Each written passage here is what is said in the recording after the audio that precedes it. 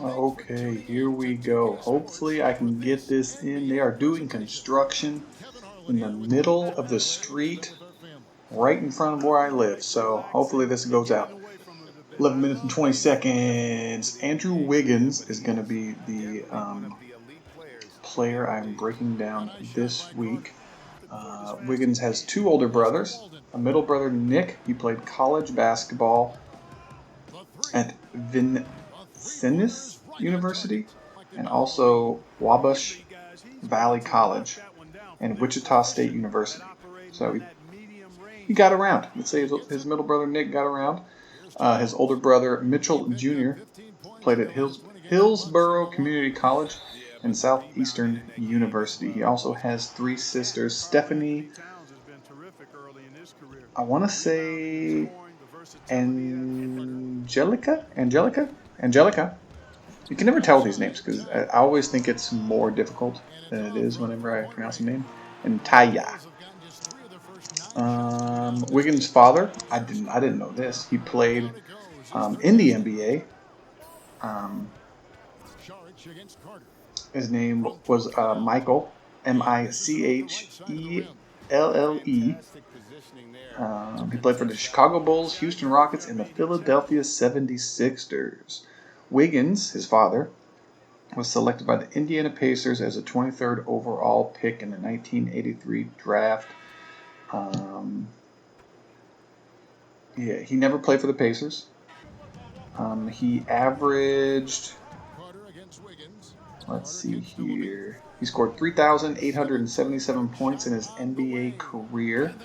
His best season, he averaged 15.5 points a game. There's one little mark, or how would you say it? One little, I don't know, chink in his armor. I can't think of the right word, but fighting for the Lewis in 1986. The Rockets appeared in 1986 finals, losing to the Boston Celtics, and after that he tested positive for cocaine, incurring a 2.5-year suspension from the league. But I haven't seen any incidences after that, so it seemed like he got clean. Good for him.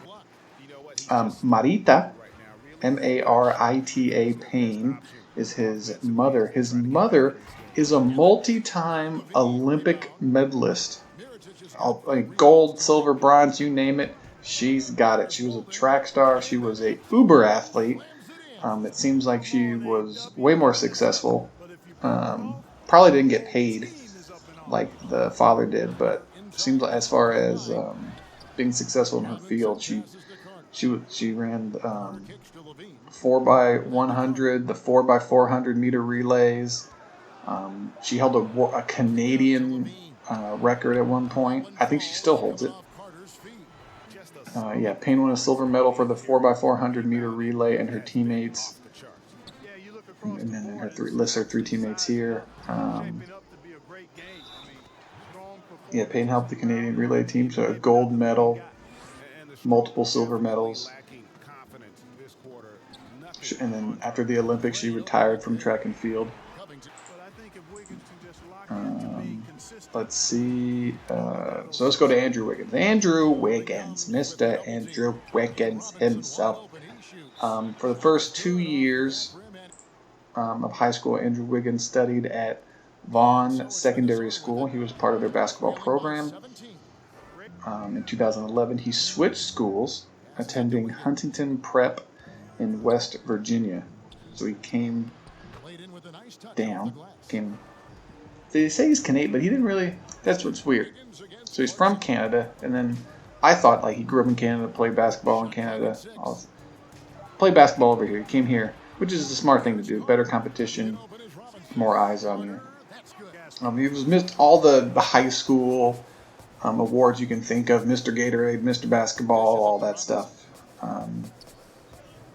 He considered Florida State University, Kentucky, and the University of North Carolina, and then Wiggins enrolled in the University of Kansas. I can only find 2 years of his high school stats, his sophomore and senior year.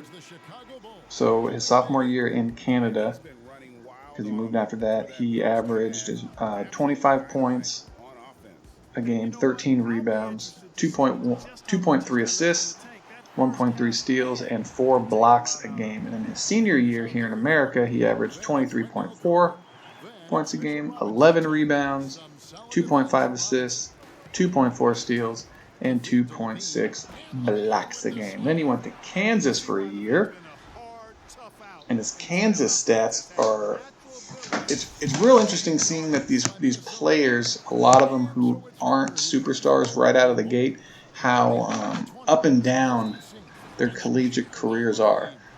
They're having 16-point games, 22-point games, then they'll have like 6-point games, 11-point games, 12-point games, and it's so far the guys that he played on the same team as Joel Embiid, and Joel Embiid was on and off the court. His minutes were very sporadic. And the construction has continued, so that's awesome. But I'm going to continue with this. I'm going to continue. I'll try to edit out the background noise. Hopefully you guys won't hear it. Hopefully the 2 people that listen to it won't hear it. But yeah, so his career, I mean, he had 20, not averaged, but he had 27 in a game. He had 29 in a game against Iowa State. He had 41 against West Virginia in a loss. So who knows if that was actually, meaningful points. Because you know how you can get, scoring 41 is 41 points. Certain times he had high turnovers. He had 5 turnovers, 4 turnovers, 6 turnovers. Yeah, but he was overall a very, it seems like, not middle of, but like averaging 22, 29, 3 points. That's what I don't understand. I don't understand I probably have to watch the game. But it seems like a lot of it about his college career went into his NBA career. Some nights he would show up, some nights he wouldn't. So then he gets drafted into the NBA in his draft class. Andrew Wiggins went number 1.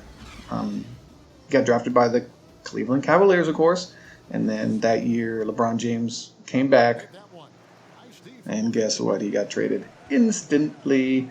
But it's the same draft class as Jabari Parker, Joel Embiid, Aaron Gordon, Dante Exum, Marcus Smart, Julius Randle, Nick Stauskas, Elfrid Payton, Doug McDermott, Zach LaVine. I already did a little thing on Zach LaVine, a little breakdown. You can watch that. I think that was my first one.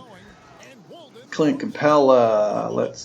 So he had a pretty good draft class. I would say if I had to redraft that, he would definitely not be number 1. He'd be in the top 5, though, for sure. I'd have to think about that a little bit more. But this is not a redraftable video or podcast. Not really a podcast, is it? A little breakdown video. His rookie season, he averaged 16.9 points a game. His second season, 20 points, 20.7 points a game. His best season was his third season, 23.6 a game. His 3-point percentage has been low. It was like 31%, 30%. Then the next season it jumped up to 35%.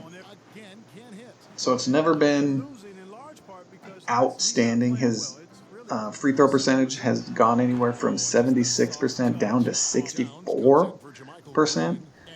He's played mostly every game, except for his 2019-2020, where he got hurt. And it's just been kind of average to below average. But I don't think people talk crap about Andrew Wiggins, that he didn't live up to the potential. He's not a good player. He's a bust. I'm like, how can you be a bust if you're averaging 19.7 points for your career so far? Like, it's not a bust. Just because he didn't become Michael Jordan of Canada doesn't mean he's a bust. I mean, he can be a good, decent player. He can be a number 3 guy on your team. Let's see here. Let's go over his salary. His first year as a number 1 overall pick, he got $5.5 million. His second year, 5.7.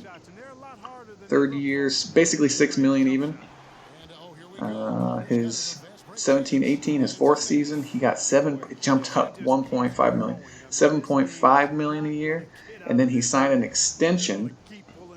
This is a big extension. Congratulations on the extension, young man. 25.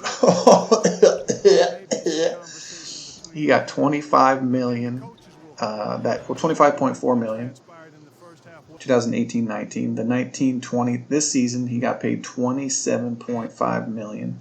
The next season he'll get 20. Well, if the CBA and all that stuff holds up, 29.5. The next year 31.5, and the next 31.6 million dollars. Congratulations, Andrew Wiggins. I think he'll be good for the Golden State Warriors as a fourth option. He's going to be an amazing fourth option, I think. He was mediocre. He was like really good up and down in high school and college, and now he's up and down. He's really good, and then he's average in the NBA. I think that's what his career is going to be. All right, thanks for listening.